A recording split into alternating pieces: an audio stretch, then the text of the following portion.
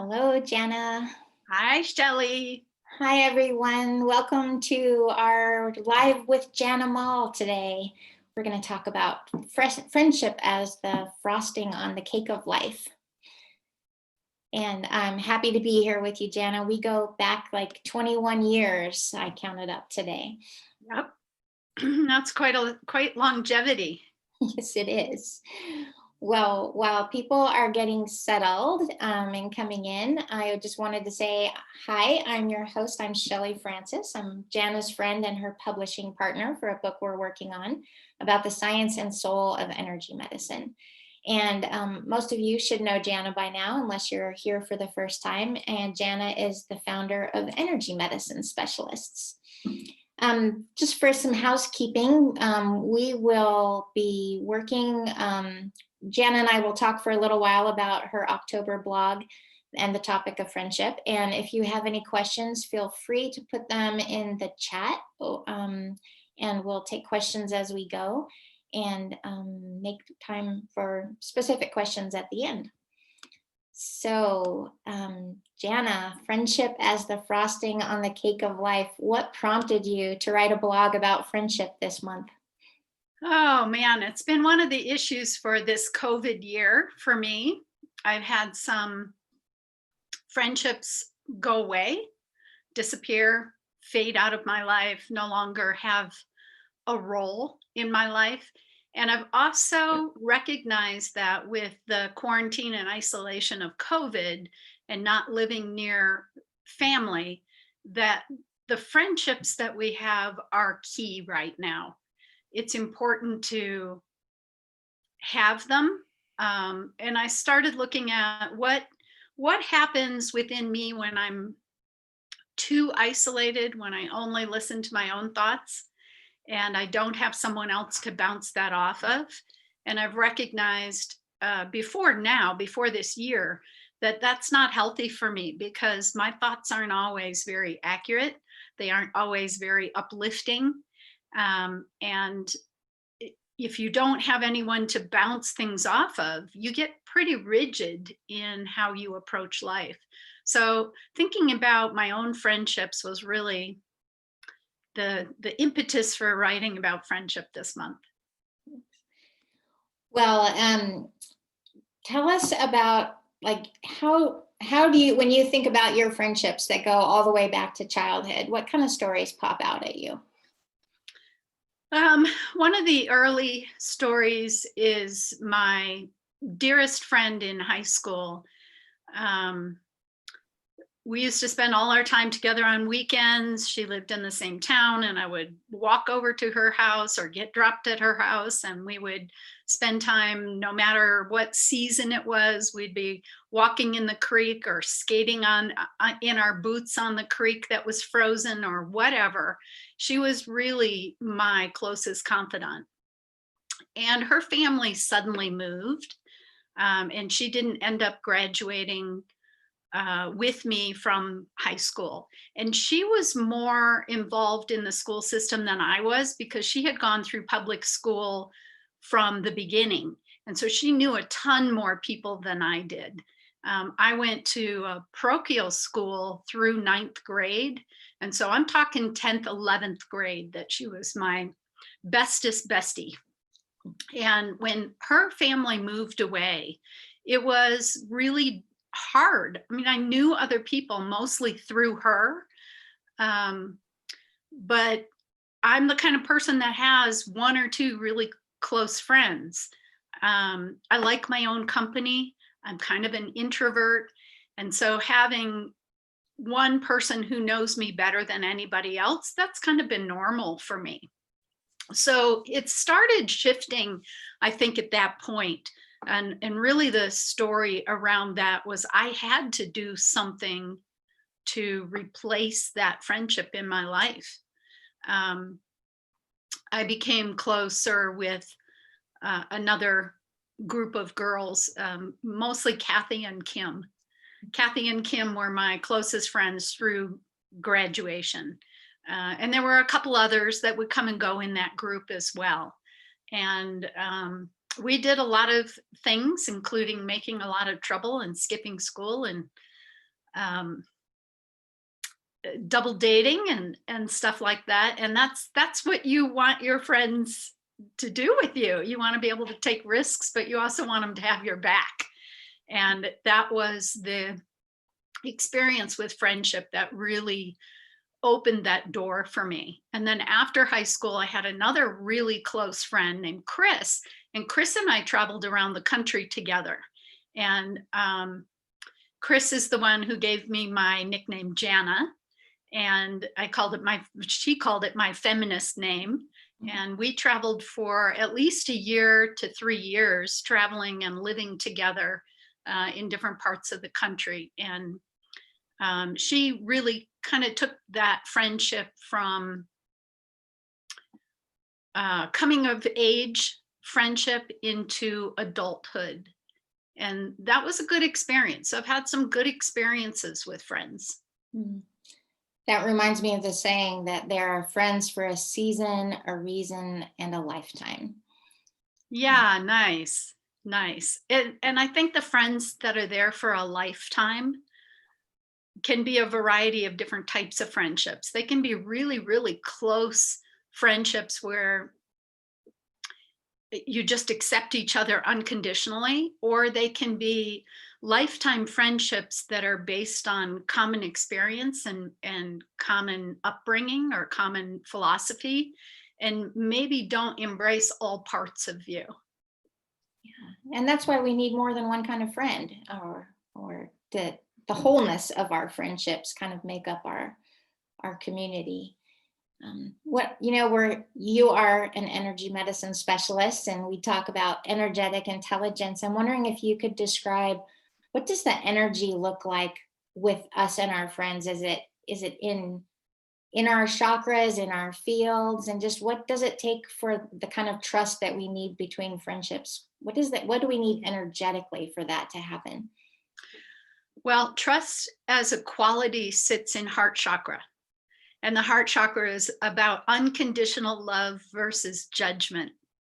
So friendships can be the gamut. You can have friends who, through their critique of you, keep you moving in a direction that you feel you need to move in.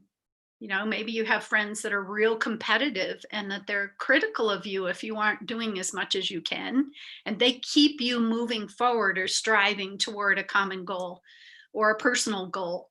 But they may not be the most comfortable friends because you always have to be on. So it depends. Each friendship is going to have its own qualities. But I think the ones that embrace the most unconditional compassion are probably the ones that we maintain most effortlessly. Hmm. Well, you write a lot about boundaries in this blog, and I'm wondering if you could say more about that from the energetic perspective. Like, how do you see or feel what's happening in the fields with our boundaries when it comes to friendships? It really, again, depends on what the motivation for the friendship is. Sometimes we have friends that we just need to know that we're not alone. And in that case, it would be more of a root chakra, sacral chakra. This is a foundation. This lets me know that I'm safe, that I'm okay in the world. They're foundational needs that are being met with a friendship. Mm. Sometimes it's about having a rabbit to follow. I have a close friend who's good at everything, and I want to be better at some things. So I observe, how is that person functioning? How do they talk to themselves? This can be more of a solar plexus kind of relationship, which is where boundaries sit, and which is why boundaries are real important. If we get into this dynamic with someone where we project onto them what we want to be or how we want to be, then that internal critique can take over, and boundaries can be a balance for that. And that's all solar plexus. Power, self-esteem, boundaries are governed by solar plexus. The heart chakra ones I kind of already mentioned. Some are based on communication, having someone to check in with. Just, hear me out here. These are throat and brow chakra relationships. I need someone to hear what I have to say. I need someone to witness for me what I'm feeling. And that's where we take what we know about ourselves and we bring it into the arena of communication. And no relationship is any one of those. Usually it's a combination. So it can hit at different chakras at different times. And we can have common patterns with someone where we connect well, or we don't connect well, or we have a lot of conflict in certain areas based on our patterns. Hmm. Say more about that. Like, what does the energy look like with conflict? Is it about holes in the field or energy drains? What's It's happening an there? interesting question for me because I don't see like that. People who see effortlessly tend to be more artists, painters, creators, fabric workers. They see, and so they're looking for patterns in that visual way, color, detail, texture. I don't see that way. I tend to, as an empath, I feel my world, so um, it can be tactile energy, it can be bumpy, it can be breezy, it can be sharp. So it's more of a tactile sense of it, but it can also come in through the emotional body. So I can feel what you're feeling. I can feel someone else's tension or anger or frustration or their need for affirmation or confirmation from me. And depending on what our relationship is, I'm going to tend to meet them there emotionally. That would be how I sensed different aspects of relationship. It can also impact the energy field. I know I did a talk and there's a short course on the energy field disturbance patterns. And those can also show up in relationship because we have an energy field and we're using it all the time to communicate with other people. So if we hold our energy field too close, we're creating barriers from someone else to know us really well. It's like holding things close to the vest. I'm not as forthcoming with information, with my truth, with my vulnerability. And it can feel like I'm doing that to protect myself. But instead of creating a position of power, I'm actually creating more vulnerability. So when we feel vulnerable, we actually create more vulnerability in our energy body. And the other can be true where if I'm really rigid in my thoughts and beliefs, and especially if I have a friend or acquaintance that I feel is not listening to me, that I have to be stronger and more rigid in how I feel about things, I'm holding a very sharp, distinct edge at my energy field. What's going to happen is I'm not going to be infiltrated, but I'm also not going to make connection. So I do it to create space for myself to exist when I feel like my space is threatened. But I'm also creating a situation where I can only be alone in here. No one else can meet me here easily because the edge is too rigid. So it can have a lot of different expressions. It can be too expanded, too close. It can be off center, so closer some places than others. I can feel more vulnerable if I'm in certain parts of the energy field as opposed to others. So it's really hard for me to give you a dictionary on energy field disturbances and friendship, but I can tell you that the most rewarding for me, the most rewarding relationships are the ones where I don't have to keep a rigid boundary to feel safe and heard. And I can investigate things without being right or wrong. So I can have views one way one day, and that's who I am that day. And I can have different views another day, and I don't owe anybody a justification for it because that unconditional love, that support, that seeing me for who I am is obvious to me in relationship. So that's what I strive for with my friendships. Yeah, I've thought often about, I write about courage and I think about the courage to trust other people is a different kind of courage than most people think, usually we think about moral courage or physical courage, but there's a social courage to be vulnerable, to risk vulnerability. You're risking that for the hope or the promise of connection and true authenticity with other people. So is that happening in the heart chakra? I mean, heart is another word. Core comes from the French and Latin for heart. So courage comes from the heart. So I'm wondering, is addressing that rigidity or the boundaries that we put up, like being safe, being vulnerable, does that come from the heart chakra or different places? I think the goal is heart chakra oriented, but we each come from our own level of growth and woundedness. And those things go hand in hand. If if you're talking about having a sense of safety, that can be solar plexus, where I feel overpowered or I feel powerless. Sometimes that can come at us from outside, family of origin, partners, wounds that we've engaged up until this point, but that can also come internally. We often are our own worst critic, and that's where we determine internally whether we have value, whether we have worth, whether we deserve good self esteem. And all of those things lead to courage. They've either the courage to overcome something I've done to myself or I feel someone else has done to me, or the courage to rise to a new level and have a different experience. And so I really think that solar plexus and heart chakra work together on courage and vulnerability. Yeah, I love that. And what I believe is that courage comes from knowing ourselves, but also having a strong community, and that's friendship again. Is Yeah. that we gain courage by being with friends who let us be ourselves, but who also call us to be our higher selves, or Yeah. our best selves, our most whole selves. I want to go back to something you mentioned about how you feel energy as an empath, and wondering, like, how hard is it as an empath to know your boundaries with friends and family? Yeah, it's extremely difficult. And it usually is the major life lesson for every empath.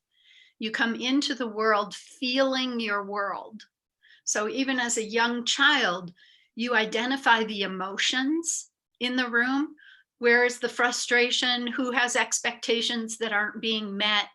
How do I get along in this situation? How do I keep the focus from being on me if I don't want to be singled out, or I don't want to be put in a position that makes me feel even more vulnerable? So we learn from a very young age how to function in the world of emotion. And it doesn't mean it's comfortable, but it is where our lessons come from. And I think ultimately our lesson is to differentiate, to individuate, so that instead of responding to everyone else's emotions, we are able to identify our own. So that life goal is, where do I end and someone else begin? And there are so many things related to empathy or being empathic, and that not just having good boundaries, but being able to discern what are my needs, what are someone else's needs, where can I give and still receive, where can I give and not receive and be okay with that without giving up too much of myself. These are all boundary type issues that you have to learn if you're going to be a healthy, functioning, individuated adult in a human world. Well, we had one question that came in before the call started that I'll list, or I'll describe now, and invite people to start typing in questions too in the chat if they want. But this feels like it's a good time to introduce this one. She writes, how can we handle conflict with dear friends when we are unable to connect in person?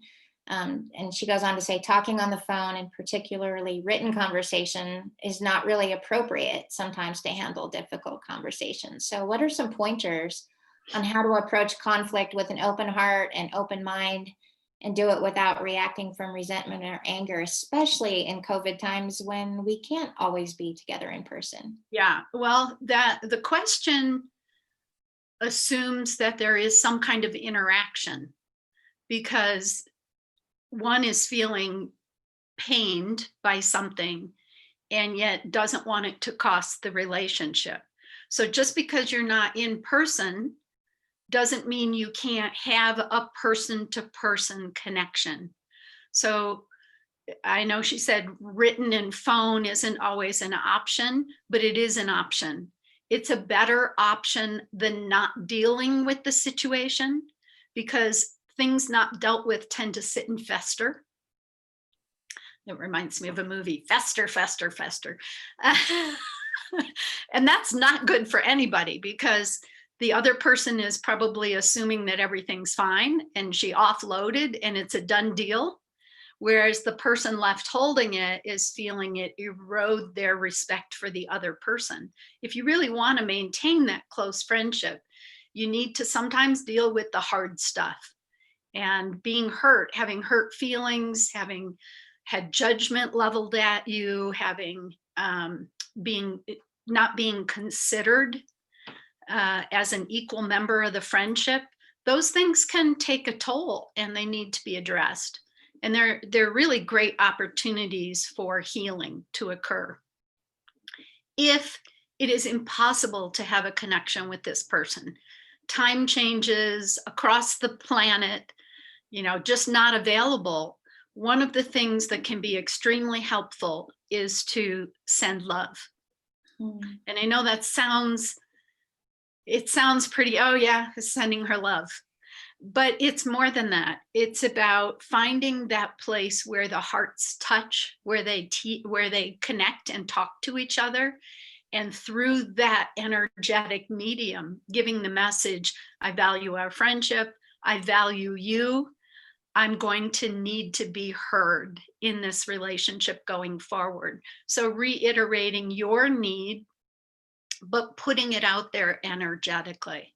Having spirit or the energy hold for a higher expression in the relationship. And it's hard sometimes to do that, because to get to a place of unconditional compassion towards someone who's hurt you takes effort. But this is one way that it can be extremely impactful for both of you. You're holding unconditional love and you're saying, I am connecting with that part of myself that, aside from the part of me that's been hurt, can hold unconditional love. And that's helpful. Yeah, I love what you're talking about, of holding the space for somebody else some of the questions you put in your blog was, is this mine? And if it's not, can I hold the space for the other person to have their experience without owning it?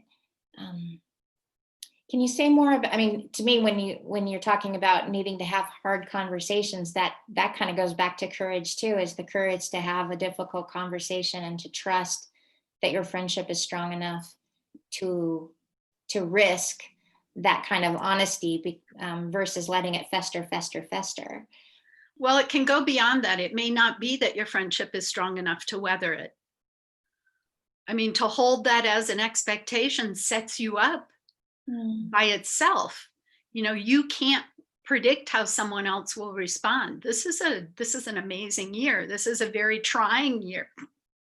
It's a year that has called for us to be patient and present and honest with ourselves, even though the world around us isn't very much engaging honesty. We have to be honest with ourselves, and honesty says, I can't say how this other person is going to respond when this is all over. Maybe they don't value or don't see a future in our friendship to fight for it going forward from this point. But you still have to be okay with feeling what you feel, with owning what you think. The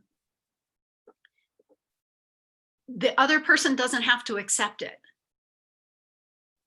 But for you to be able to say, I'm willing to go here, on the hope that this will make even a deeper, more compassionate friendship with this person, but it might not. Mhm. And I'm still willing to take that risk because right now it's not serving me in the way that I would like it to. So you have to make yourself and your own needs important. You can't do everything for the friendship. We need to be in community. We can't do everything for the community. The idea of a healthy community is everybody pulls their own weight. Everybody does their part. And you can't jump in and think, well, I'm going to make this a community and I'm going to do this for her and this for him and this. It's not going to work. There are too many loopholes. Everybody has to come in on their own. Well, and that's where friendship or tending friendships is an act of self-care. And the double truth of that is you have to care for yourself and noticing your own boundaries or how much energy you're putting out that isn't reciprocated. Sounds like self-care, but your community is only going to be as healthy as the collective individual health as well. Yeah. Hmm. Yeah, and sometimes those groups change because they can't keep up with you. If you're doing your own work and you're bringing your full self in and the group is not responding, the group can't respond for whatever reason, I call them placeholders. This is someone, they've held a place for you up until this point, and now we need to step out of that for something even better to come forward. And I think that's the nature of things. When we say I'm doing my work and I'm bringing my best self forward and I want that recognized and celebrated and witnessed in my circle of friends or in my community, and it can't do it, that's when you say, okay, well, rather than focusing on what I'm losing, what I need to focus on is that there's something better coming. Yeah, and that's making me think too about sometimes friendships aren't the place to do your work. Sometimes I know for myself, I need um, the therapist or the professional situation so that I'm not putting the whole burden of my hardest challenges on my friends who may have their own, but I'm getting my own help so that I'm not expecting it all to come with, especially if I don't have my own energy to reciprocate and show up and be present in equal measure. Yeah. That makes it hard. I think the fewer friends we have, the more burden there is on those friends we do have. So it's that weighing of, when is this something I can share with my friends, and when do I need to take it to a more focused, concentrated, maybe even objective place to work it out. My question in that situation is, have I done my own work internally? If I'm taking something to you or to a group of friends because I haven't worked it yet and I don't even know how I feel about it, you could give me advice. You could tell me what you've done. You could give me all kinds of different things to think about, but they're not going to help me find how I feel about it. So I have to know enough about myself when I bring it to a friend or a group to be able to weigh, is this person being there with me right now in the way that I need them to? Or do they have expectations that I'm not really serious, or that I don't need them to figure this out, or whatever it happens to be. And, the more conscious we are of our own driving forces, the better we are at, number one, being a friend for ourselves. Because that's another kind of friendship that's really important. And then number two, not overburdening the friends around us to do what is our personal work. The circle of trust approach that I wrote about in my Courage Way book talks about how to create a circle for people to do their inner work in community. And some of my favorite kind of ground rules for how that works are, well, the premise is that we each have our own inner wisdom, and by asking each other questions, we can help each other hear our own wisdom. And in friendships, especially with women, I think we think that friendship is about giving it advice or helping fix somebody else's problem rather than just listening. And to pair just the deep listening with the idea of an open, honest question is, what question can I ask you to help you hear what's going on, or what your truth is, or what your values are underneath something, without saying, well, have you thought about doing this, and have you done this, and you should do that. And that kind of interaction can change how a friendship supports each other, how we support each other. Well, and the depth to which you can go. The easy answer cuts off the process. Mhm. The questioning takes things much deeper. And I will back up and say this isn't just a women to women thing. Men definitely have this perspective that it's my job to fix. And so I hear the problem and I give you the solution. So I Yeah, think let's it's get on with kind of it. universal. Right. And then you put parenting in there, and then, that changes everything too. Yeah. Well, again, I invite anybody to ask questions Be over a there. question in the Q&A. Oh, we do. I squeezed my window down. Hang on just a sec. Okay, Nina asks, how can you decide if a friendship is right for you, good for you, and or a relationship that can help you grow through the challenges? For example, a new friend acquaintance regularly competes and doesn't allow me to be in my own energy and on my own path. Is it worth the constant work after many tries at being clear, holding my own? Only you can decide that, number one. But it sounds like the value that you're getting from the effort it's taking has to be personal. The putting in the energy to have someone else clearly hear who you are presenting may not be for you. If that's for them, if that's to drag them along with you, then it's probably not going to be a long-term friendship that serves you. If instead what's happening is the situation with this personality type or this competitive person, this person who gives you the impression that they're not always understanding you or hearing you, may be helping you develop the skill of better presenting yourself so that you're clearer, but how you communicate yourself is clearer as well. And yes, it takes effort. Every growth aspect takes effort. And as long as that is giving you something, there's probably value in the friendship. But it has to be, it can't be all work and no play. It can't be, this is a constant drain on my energy to get to the point where I feel heard. That to me sounds like it's not for you. That kind of goes back to the idea of, like, not friendships aren't always meant to, like, be saved at all costs. Sometimes it goes back to a friendship being there for a season or a reason. Yep.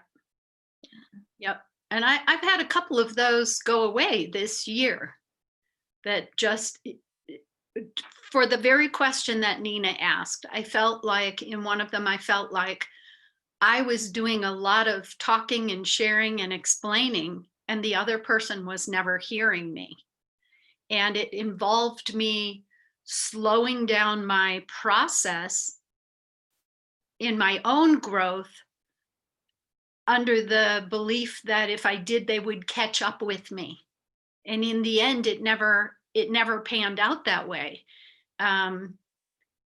What I thought the friendship was, it wasn't. And when I realized that the work I was putting in was not only not paying off, but it wasn't benefiting me either, it was so easy to walk away. It wasn't even that painful. It was just time to walk away.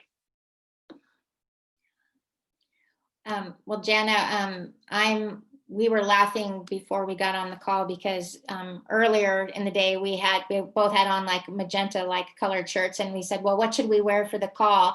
And you said dark blue, and I'm like, okay, then I'll wear something different. And then we both show up on this call with pink and purple on. It's like we've got the same brainwave going, which totally cracks me up.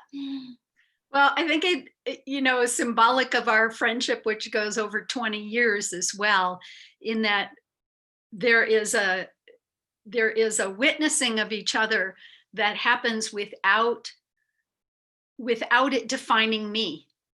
Do you know what I'm saying? Like, our friendship has never been competitive. It's never been a hierarchy. From the very moment we met, I have seen you as an equal, as someone who does their own work to the same degree that I do. And so there's always this mystery and this joy that comes in with our friendship. And so then when we both got on the call, it's like, oh, well, of course. Of course it's going to work out that way. I mean, I had my reasons not to wear dark blue, but it doesn't matter. It's just so funny.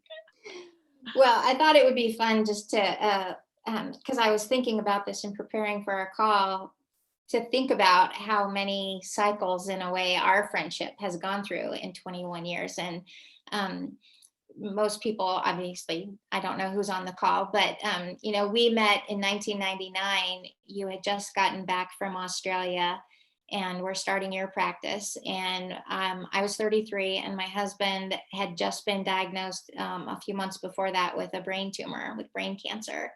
And you showed up through a friend of a friend and became our healing touch practitioner through surgery, chemo, high dose chemo, stem cell rescue, and then the ongoing survival year, the recovery year.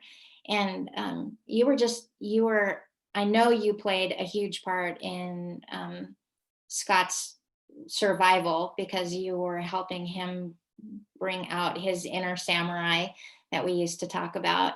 And I know that you made a huge difference in me surviving as a caregiver and a mom at the time. And my son was just 5. And I remember a session that you did with him. He had started grinding his teeth in his sleep, and you put him on your table, and he's covered up with a blanket, and his back, like he was facing the wall, because in a way he was just like, didn't want to say it, but you took him through this process of uncovering what he was angry about. And his little hand like sneaked out of the blanket and pointed at me, that he was angry at me. And you helped him get through his anger. And really, I had anger too, like, all right, universe, what are we doing here? So, I mean, you were part of our family and our healing through like the hardest thing that we ever went through. And then you and I I helped you with Indigenous Earth Healers Day in 2000, and I started designing your website. So as you were starting your business and I started a business, we kind of, we supported each other through that. And then I was gone for about 12 years to a different career and moved off to Seattle, but I always felt like I could. But in connect. that time, you worked for a company that supplied me with the medium to do a program on video. That's right. So I know, I remember you being in the studio that day and walking by, and like, we're still connected in that way. And so, you've been my healer, my teacher, my colleague, my friend through all of these years. And it feels like a soul contract. And I was saying earlier, it feels like we're task companions, that like we're here from another past life connection almost. Yeah. Yeah. And the part that you probably don't realize is, when I started working with your family at that time, you were basically my first client moving here from Australia. I had a practice in Nashville, I had a practice in Australia, but moving here, you were probably my first client, your family. And I was nervous. I was walking into your home with my table, and I had to answer a lot of questions. And hold the space for an entire family's growth work. And what was really reassuring for me was, as we did a session or we talked about what was happening, you so thoroughly incorporated that wisdom into your growth work that I was mesmerized by how much you were putting into action, that for me on some level was just words. It's just stuff I know from somewhere, and you're acting it all out. And then really to come full circle with that process, really watching how you stepped forward. You created my first website. You basically took me into this professional level of exposing myself as a practitioner in this field. And yeah, there was a lot of stuff I did on my own as well. But then we come full circle to where, just from March, really, from the end of last year and from the beginning of this year, you stepped in and took a role with EMS that saved my life. It saved my life. I mean, when you think of how I started with your family and how I may have saved your lives, you actually helped me move away from close friendships, from an old way of seeing myself, embracing a new way of expressing not just my business, but my energetic knowledge, and picking up the pieces in the background. You've saved my life. So it's the kind of thing that make friendships so valuable. Friendship, you can pay your friend to do something, but the stuff that friends do for you, real true heart friends do for you, there's no money on that. It's that gift of energy and love and attention and support that carries you through. And if you're not getting these things in your friendships, if you don't have exposure for at least pieces of this in your community, you need to ask spirit to step it up, because we all need these friends. We all need connection. And so I'm deeply grateful to have you in my life. And this is a beautiful extension of that. Well, we're just a case study for everybody right now. We're a case study. I got to be a case study for you, and you got to show me how to use energy, and yeah, lots of healing and holding space for each other. I mean, reciprocity is the best part of friendship, and it doesn't have to be at the exact same time. I mean, there's an ebb and flow to it. Yeah. Yeah, I'm thinking, for the people on the call, if you remember the moment that you met your best friend, and I remember just a long time ago, hearing that when you meet somebody for the first time, but you feel like you've always known them, like that's a sign of like a soul contract or a past life connection or whatever. And I just love that, because I really do remember that very first moment, meeting you out on the curb with your massage table and your bright blue eyes. And I remember saying at the time, and I even wrote this in my book, is like, it's when the teacher shows up when the student is ready, but the friend shows up when the heart is ready too. I think that's beautiful. And I think our best friend is best friends. I think the people that are the closest to us, when you think about how did you meet them? I mean, I can tell you how I met all of my besties, and how that moved from whatever it was initially into a friendship, because it's a transition. We don't meet someone and instantly we're the best of friends. We don't know each other well enough, but we grow into that with some people. And sometimes it takes effort on our part. We choose to do the hard work. And sometimes it's just spending time together and letting it unfold because it's so natural. I'm going to invite more questions. Does anybody want to type something in or just share something about your friendships that this has brought up for you? Or challenges in friendships. I mean, they certainly challenge us to be better, either for ourselves or for the whole. Well, your blog. So if people haven't read your October blog, you can find it at energymedicinespecialist.com. And Janna has a list of 7 things to do to develop truer friendships, which includes good communication skills and, things we've talked about today, healing your own wounds so you can be fully present, speaking your truth, being authentic. I love number 4. It was having a perspective that improvements for anyone in your inner circle is an improvement to the whole. And then you also go into what to do when things go wrong in a friendship. So there's a great list of questions that you can journal on, or have conversations with your friends about that. When was a time when it was really hard to come through a tough time with a friendship when things go wrong? And I can imagine right now with COVID and politics and the racial uprising, the realization of racism in our country, that lots of things are getting triggered and lots of friendships are changing just because of realization about different values. I think if we each remember that people generally want to be heard, that if we can hold that space initially with the people in our lives, if we can say to ourselves, wait, I just need to listen. I don't need to fix. I don't need to show up. I don't need to battle. I just need to listen. That we'll get a lot farther to creating mutual respect and this a de-escalating of the need to be heard, because we're giving evidence of listening. I think that's a way to really approach this time, is that it's not our job to fix anybody, including our friends. It's our job to show up. And sometimes our showing up is just being present.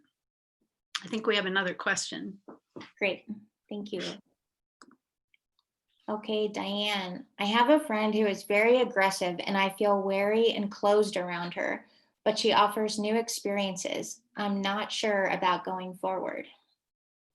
Yeah, it's a toughie. It's a toughie. How comfortable do you feel you need to stay?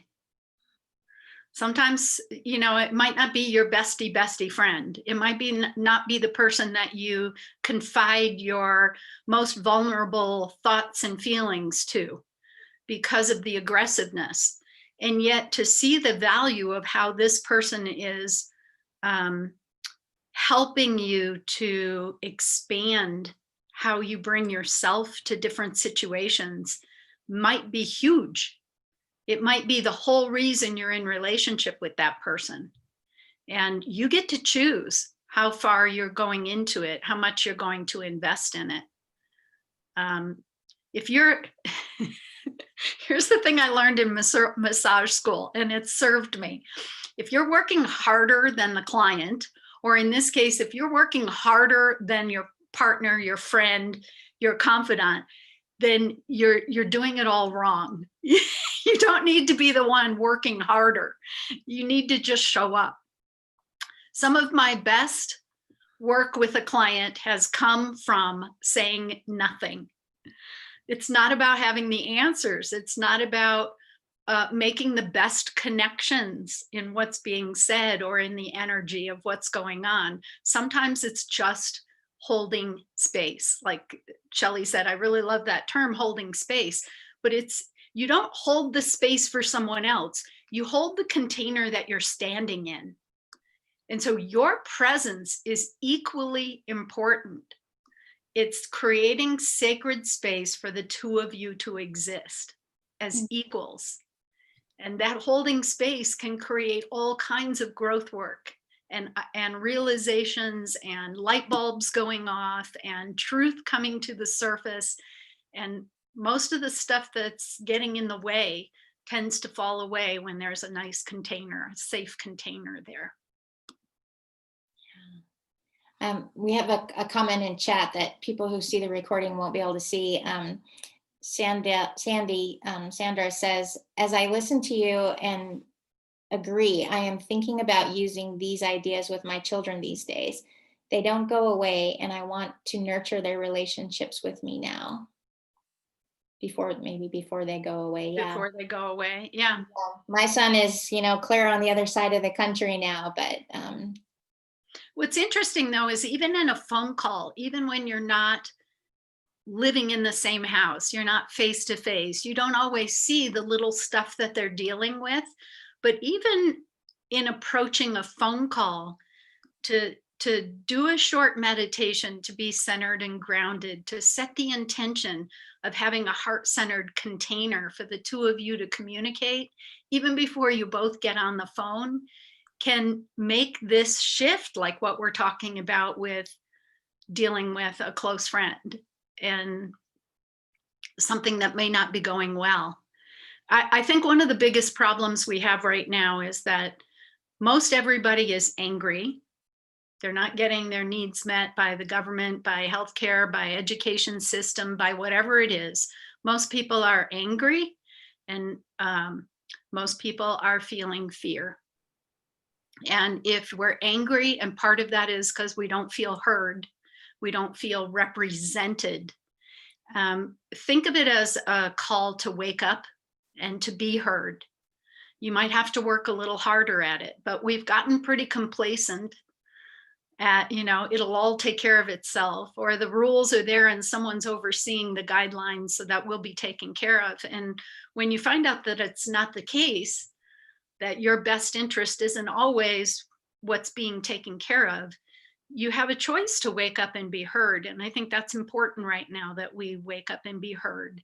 And that also we bring some of these really good skills to that situation where we listen, we learn to listen, to not judge, because jumping to judgment in order to be heard shuts doors, doesn't open them.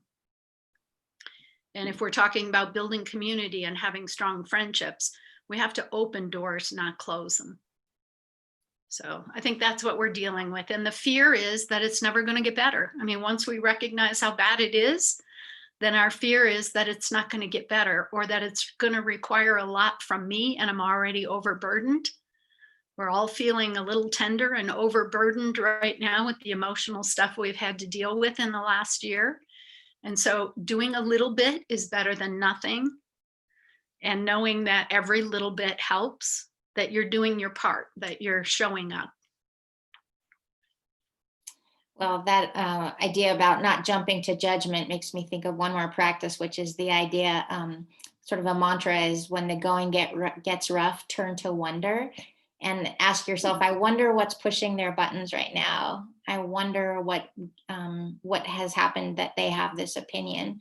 And that sense of turning to wonder, or I wonder what's happening that's pushing my buttons right now, kind of lets you set aside the judgment and continue listening, rather than pop back with a defensive reaction or just that total shutting down into judgment. So yeah, and one of my mantras is, this isn't about me.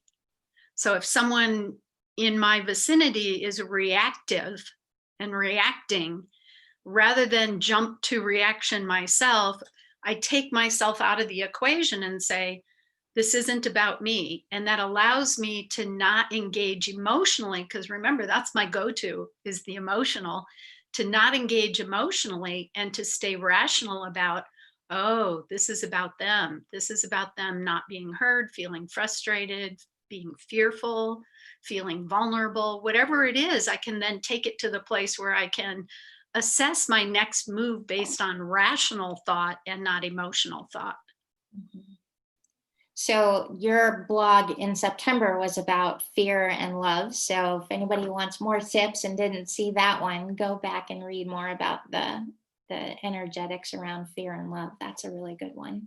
Thanks. Well, Do we have another chat question, or am I just seeing? that was the one from before. Okay. So if there's any more, last chance for a question, and then we'll just start to wrap up. One of the opportunities we have with this COVID year and this high emotional election that's coming up is to really look at, where am I in relationship to where I'd like to be ideally, Do my friendships and relationships reflect what I've been working toward, who I say I am? And just doing a big inventory at this point. We've got 2 more good months of the year, and if you count January before things start to shift, you've got 3 months to really look at what steps might I need to do at this point to anchor in either the opportunities that are coming or the shifts that need to be made, the things that need to be weeded out that no longer serve me. And the best approach to all of that is self-care. So journaling what comes up. Do I really believe that? I know I keep saying that to myself, but do I really believe that? Or are there other options in this situation? What if? I love that magical aspect of what if that isn't how this is all supposed to turn out? What if instead of having things fall away from me all the time, this is an opportunity for new things to come in? What might that look like? So I think we're at a really good point where the tensions of this year are starting to culminate. I wouldn't say they're yet dissipating, but I would say they're starting to culminate to support shift and change in a way that looks different going forward. So what do you want that to look like? I mean, if you formulate that in here, if you get a concept of what that looks like for you, then you can start to manifest it. You can build toward it. You can eliminate what gets in the way, and really commit to putting this year to bed in the way that will be most beneficial.